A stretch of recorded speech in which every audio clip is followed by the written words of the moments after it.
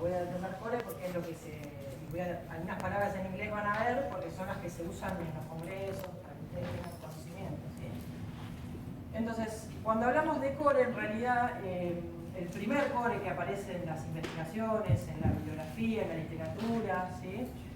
En realidad es el complejo lumbo, pelvis, cadera, ¿sí? Ustedes han estudiado la anatomía como muy fragmentada, han estudiado biomecánica, pero después cuando empiezan a ver las técnicas globales, por ejemplo, de postura, empiezan a ver que un músculo está encadenado con el otro, y que todo se relaciona, y que el sistema nervioso está relacionado con esos músculos, y que todo se relaciona. Entonces, en un primer momento lo estudiamos como por pedacitos, pero después tenemos que ser capaces de integrar toda esa información, ¿sí?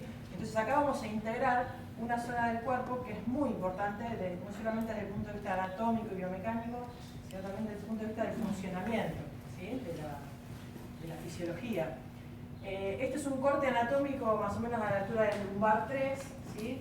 Que es lo que nosotros llamamos digamos, donde está este core, ¿sí? Donde se ven la mayor cantidad de músculos.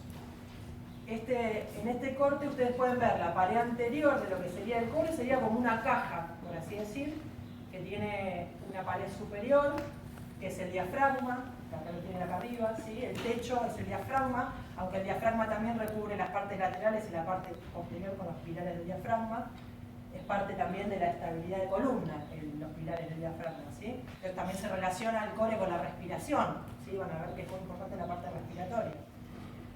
Las paredes anteriores y laterales, los músculos abdominales, oblicuo, interno, externo, el transverso profundo del abdomen, que va a ser una de las vedettes a nivel de lo que es el core, el recto abdominal, y en la parte posterior todos los músculos del tronco, pero no solamente el multífido, el transverso espinoso, los músculos paravertebrales, sino también por delante el psoas, es muy importante, y hasta el dorsal ancho, el más externo, ¿sí?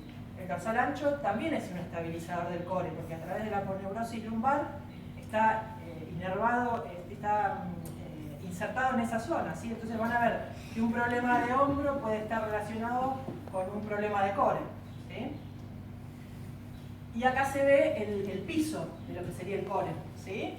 El piso que es los músculos del piso pélvico y también las articulaciones de la cadera, por eso es complejo lumbo, pelvis, cadera, ¿sí? Entonces por todos lados tenemos por arriba el diafragma, por abajo la pelvis y la articulación de la cadera, por atrás los músculos paravertebrales, y no solamente músculos, es articulaciones, ligamentos, aponeurosis, fascias que cumplen un papel muy importante, y no se olviden que adentro de esta caja todas las cosas importantes que hay, ¿no? A nivel de vasos, así que bueno, este es un recordatorio anatómico de qué zonas de las cuales estamos hablando, ¿sí? Adelante. Entonces, ¿por qué es importante esta zona? Cuando ustedes vieron biomecánica, vieron que la pelvis era una zona del dibujito de Capanghi allá arriba, vieron que era una zona importante de transferencia de peso, ¿sí? Por eso la relación entre el peso del tronco con los miembros inferiores, por todo el componente nervioso, ¿sí? Que tiene, por eso digo que acá adentro pasan un montón de cosas, el plexo lumbar, el plexo solar, las vísceras, ¿sí? Es muy importante toda la anatomía de esa zona. Y bueno, la aponeurosis lumbosacra, como les decía antes, acá me queda un poquito fuera, la aponeurosis lumbosacra es una zona muy importante porque nos conecta con los glúteos para abajo y con el dorsal ancho en conexión con el miembro superior. Entonces acá ven que se relaciona, o sea, cómo el core se relaciona con el resto del cuerpo a través de las cadenas musculares que ustedes ya vieron, ¿sí? El core, acá están las cadenas musculares y ven cómo es una zona, la zona del core es una zona de transferencia de carga, pero también es una zona de transferencia de energía y de movimiento. Un mal core va a hacer que ese paciente tenga una mala postura y un mal movimiento, ¿sí? Eso es muy importante que lo tengan en cuenta. Entonces se relaciona este core porque la zona donde está es la zona donde cruzan las cadenas musculares, donde se cruzan las cadenas musculares cruzadas, ¿sí?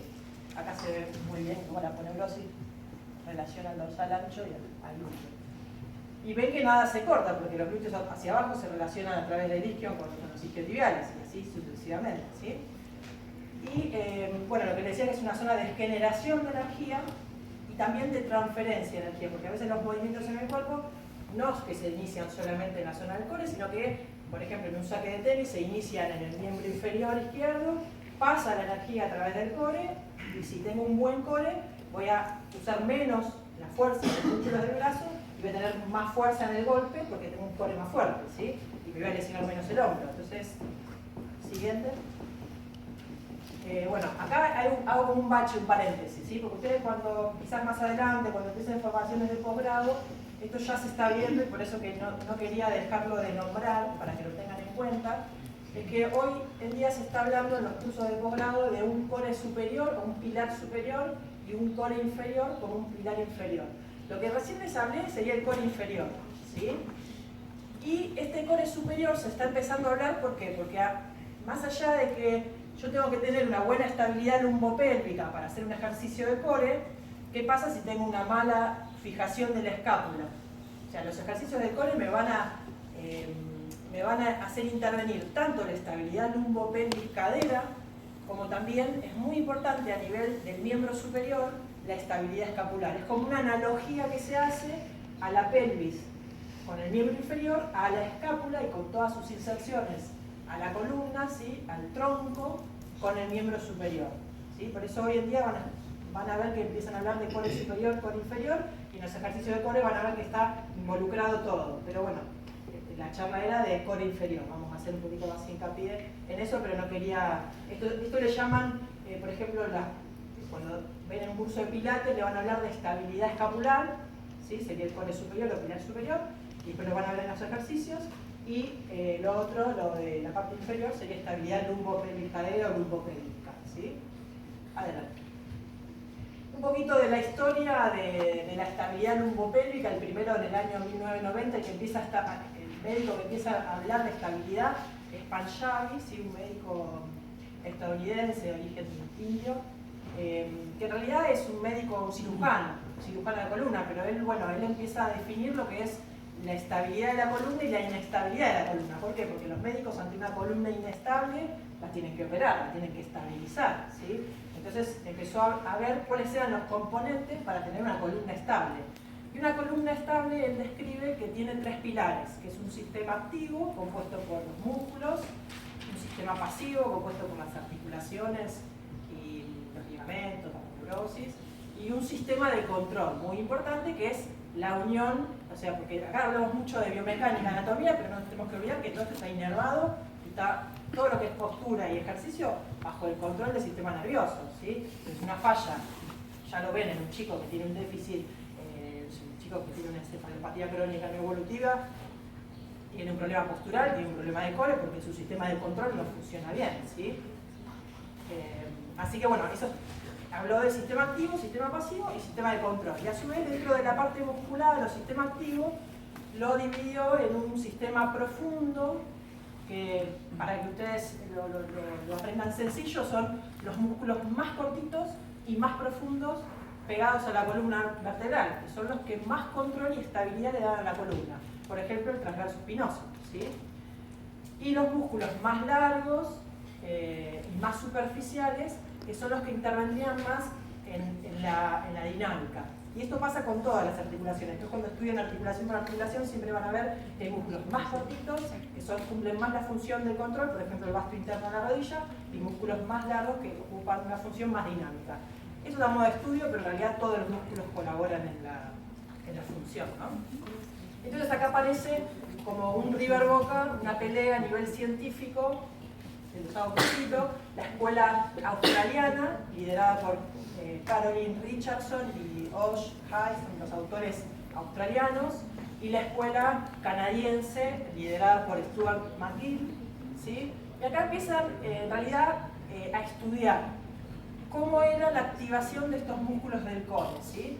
Si se activaba, en qué posiciones y cuándo se activaba el transverso del abdomen, el oblicuo interno, el oblicuo externo, ante qué movimientos del tronco, ante qué movimientos de los miembros superiores e inferiores aparecía esta activación. Entonces la escuela australiana, más o menos en el año 2000, empezó a decir que era muy importante que, por ejemplo, si yo voy a levantar un brazo, ellos detectaban a nivel de ultrasonido, electromiografía de superficie, que cuando yo levanto un brazo, automáticamente el primer músculo que se activa es el transverso profundo del abdomen, ¿sí? Tanto para el movimiento de un brazo como para el movimiento de una pierna, que ese era el músculo que primero se activaba. Entonces esta escuela australiana empezó a darle mucho hincapié a los ejercicios donde se activa el transverso profundo del abdomen, pero no aisladamente, sino la importancia que vieron era la co-contracción del transverso profundo del abdomen con los espinales, ¿sí? Entonces idearon toda una serie de ejercicios, un protocolo de tratamiento, donde se le enseñaba al paciente a activarlos. Y a eso le llamaron abdominal hollowing, ¿sí? No sé en inglés qué significa hollowing, pero la explicación es la que le di recién. Abdominal hollowing, y la maniobra esta donde se activa el transverso profundo del abdomen en co-contracción con los espinales es la maniobra de draw-in. Así lo van a encontrar en la bibliografía.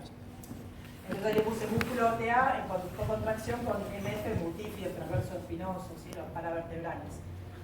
Y la escuela de McGill, que empezó a hacer estudios y a competir científicamente con la escuela australiana, que empezó a ver, en realidad que empezó a denostar un poquito de que era el transverso espinoso, el transverso abdominal era la vedette de los ejercicios, sino que en realidad estaban todos los abdominales,